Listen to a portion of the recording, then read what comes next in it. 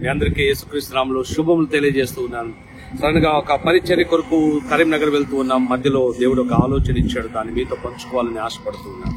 ద్వితీయోపదేశ కాండము 1వ అధ్యాయము 2వ వచనం చూస్తే ఇశ్రాయేలు యొక్క యాత్రను గురించి మనము కొన్ని విషయాలు గమనిస్తాం.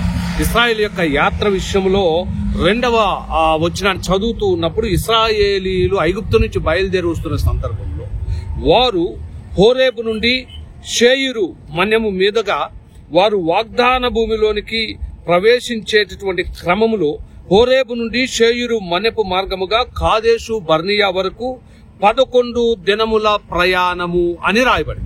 అంటే ఇశ్రాయేలు యొక్క ప్రయాణము యొక్క పరిధి మరి 11 దినాలు మాత్రమే. కానీ పరిశుద్ధ బైబిల్ గ్రంథంలో రాయబడింది వాళ్ళు 40 సంవత్సరాలు, దాదాపుగా 40-47 సంవత్సరములు వారు మరి ప్రయాణం చేసినట్టుగా మనకు కనిపిస్తూ ఉంది. 40-47 సంవత్సరములు వారు ఎందుకు అరణ్యంలో నడవాల్సి వచ్చినటువంటి పరిస్థితులు ఉత్పన్నమయ్యాయి అనేటువంటి దాన్ని ఒకసారి మనము ఆలోచన చేయాల్సినటువంటి పరిస్థితి ఉంది. ప్రియులారా, ఇశ్రాయేలు యొక్క జీవితాన్ని గురించినటువంటి అంశాలు చదువుతున్నటువంటి తరుణంలో వారు ఐగుప్తు నుంచి బయలుదేరిన సందర్భం ఒకసారి చూస్తే, ఆ సమయం మనం చూస్తే క్రీస్తు పూర్వం 1406వ సంవత్సరంలో వారు ఐగుప్తు నుంచి బయటకు రావడం జరిగింది. ఆ తర్వాత 1446వ సంవత్సరంలో కొద్దిగా అటు ఇటుగా వారు మరి వాగ్దాన భూమికి చేరటం జరిగింది. మోషేతో మొదలైన యాత్ర యెహోషువతో వాగ్దాన భూమికి చేరేటటువంటి ముగింపు జరిగినట్టుగా మనం బైబిల్లో చూస్తాం. అయితే ఇప్పుడు మనం గమనించాల్సిన విషయం ఏంటంటే వారు 11 దినాలు ప్రయాణాన్ని ఎందుకు 40 సంవత్సరాలు చేయవలసి వచ్చింది అనేటువంటి ఒక ప్రశ్న ఉత్పన్నమైతే దానికి ఆన్సర్ కూడా ద్వితీయోపదేశ కాండంలో మనం 8వ అధ్యాయము మరి 4వ వచనము ఆఖరి భాగంలో ఈ విషయాన్ని మీకు చూపించాలని నేను ఆశపడుతూ ఉన్నాను. గమనించండి ఒక్కసారి ద్వితీయోపదేశ కాండం 8వ అధ్యాయం మీకు చదివి వినిపిస్తున్నాను, చూడండి.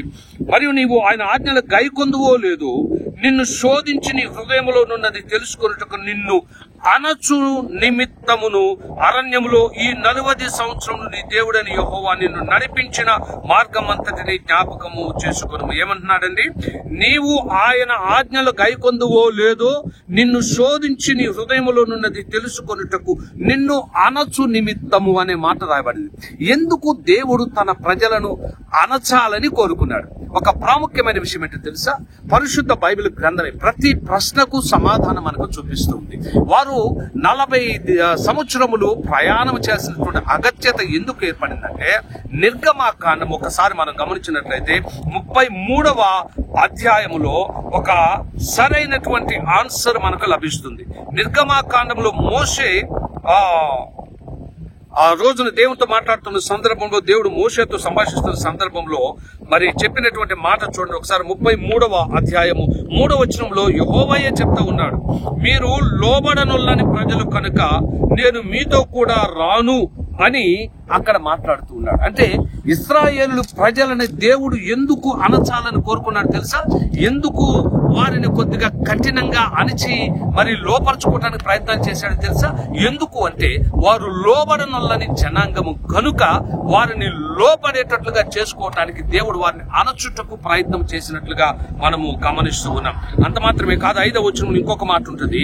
కాగా యెహోవా మోషేతో ఇట్లను, నీవు ఇశ్రాయేలులతో మీరు లోబడనొల్లని ప్రజలు ఒక క్షణమాత్రము నేను మీ నడుముకు వచ్చిన మిమ్మల్ని నిర్మూలన చేసేదను గనక మిమ్మల్ని ఏమి చేయవలనో అది నాకు తెలియనట్లు మీ ఆభరణములను మీ మీద నుండి తీసివేయడని చెప్పుమని. అంటే ఇక్కడ మనం గమనిస్తున్నప్పుడు దేవుడు ఇశ్రాయేలు యొక్క తత్వాన్ని, వారు చేస్తున్నటువంటి పనులు దేవునికి వ్యతిరేకంగా, దేవునికి ఇష్టం లేని రీతిగా, మరొక ప్రక్కన దేవునికి ఆయాసకరంగా జీవిస్తూ ఉన్నారు.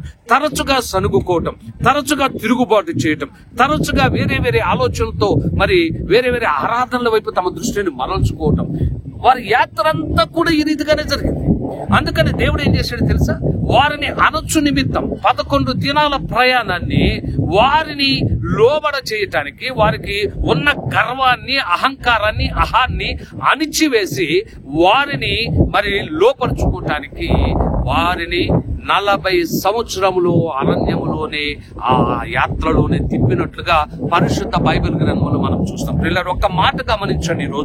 ఈ రోజున మన జీవితాల్లో ఒక సత్యాన్ని గ్రహించాలి. అదేంటంటే చాలా మంది క్రైస్తవులు ఈ రోజున చాలా అణచివేతకు గురవుతున్నట్టుగా ఫీల్ అవుతున్నారు. అంటే ఒత్తిడి, అవమానాలు, నిందలు, సమస్యలు, ఇబ్బందులు, మరి శోధనలు, రోగాలు, ఆర్థిక ఇబ్బందులు, ఇవన్నిటిని చూస్తూ ఉన్నటువంటి తరుణంలో చాలా మంది ఏమనుకుంటారంటే దేవుడు ఎందుకు మాకు ఇస్తున్నాడు, దేవుడు ఎందుకు ఇలా చేస్తున్నాడని దేవుణ్ణి ప్రశ్నించడానికి ప్రయత్నం చేస్తాం. కానీ మన తప్పును మనము గ్రహించుకోలేని పరిస్థితుల్లో ఒక రకంగా అజ్ఞానములో ఉంటూ ఉంటాం. కానీ ఒక సత్యాన్ని గమనించాలి. అదేంటో తెలుసా? అదేంటంటే ఒకవేళ మనము లోబడనొల్లని జనాంగముగా ఉన్నాం. మనము చాలా సందర్భాల్లో మరి కష్టకాలంలో ఉన్నప్పుడు, ఇబ్బందుల్లో ఉన్నప్పుడు, మరి ఏదన్నా దేవుడు మేలు చేస్తే వెంటనే స్తుతి స్తోత్రం అంటాం. ఆ తర్వాత దినాలు గడుస్తూ ఉండగా అవన్నీ మర్చిపోతుంటాం, దేవుణ్ణి మర్చిపోతాం. ఆ తర్వాత ఒకవేళ మరి కష్టకాలంలో దేవుడు సహాయం చేసినటువంటి విధానాన్ని మనం జ్ఞాపకం చేసుకుని నడుచుకుంటే అంత బాగానే ఉంటుంది. కానీ మన జీవితాల్లో కూడా జరిగేది ఏంటంటే మనము కొద్దిగా బాగుండగానే దేవుని మర్చిపోతాం. మనం కొద్దిగా ఏదన్నా ఎదుగుతున్నాం, కొద్దిగా మనకు అన్ని బాగా చేకూర్చబడుతూ ఉన్నాయంటే మనం కూడా తలబిరుస్తనంతో మెడ ఎగరేస్తూ, కాలర్ ఎగరేస్తూ మాకు తిరుగులేదు అని ఒక లెక్కలేని తనముతో, మితి మీరిపోయినటువంటి ప్రవర్తనతో జీవిస్తూ ఉంటాం. అటువంటి పరిస్థితుల్లో దేవుడు ఏం చేస్తాడు తెలుసా? మనల్ని కూడా అణచటానికి కష్టాలు పెడతాడు. మనల్ని కూడా ఆ రీతిగా అణచి తన దారికి తెచ్చుకోవటానికే ఆయన ఈ యొక్క కష్టాలు, సమస్యలు, ఇబ్బందులు పెడతాడు తప్ప మనం నాశనం అయిపోవాలని కాదు. ఈ సత్యాన్ని తెలుసుకుని ఒకవేళ మన జీవితాల్లో మీలో ఎవరైనా ఒకవేళ కష్టాల గుండా, కన్నీళ్ల గుండా, దుఃఖం గుండా, బాధ గుండా, లేదా కష్టకాలములో, లేకపోతే ఊహించని రీతిగా ఎదురవుతున్న శోధనల మధ్యలో, సమస్యల మధ్యలో పోతున్నారా? ఒక్కసారి ఆలోచించండి. ఈ రోజున ఒకవేళ మీకు వచ్చేటటువంటి ఈ యొక్క సమస్యలు, శోధనలు, వేదనలు, శ్రమలు, అవమానాలు, నిందలు, ఈ ఆర్థిక ఇబ్బందులు, అప్పుల బాధలు, అనారోగ్యాలు, ఇవన్నిటికీ కారణం బహుశా మీరు లోబడినొల్లని జనాంగముగా ఉన్నారేమో. ఆలోచన చేయండి. మన తప్పు తెలుసుకుంటే మంచిది, మనం సరి చేసుకుంటే ఇంకా మంచిది. సరి చేసుకొని మన ప్రవర్తన మార్చుకొని దేవునికి విధేయత కలిగి లోబడేటటువంటి రీతిగా మనల్ని మనం అప్పగించుకోవడానికి ప్రయత్నం చేసుకుందాం. తద్వారా దేవుడు ఖచ్చితంగా దీవిస్తాడు.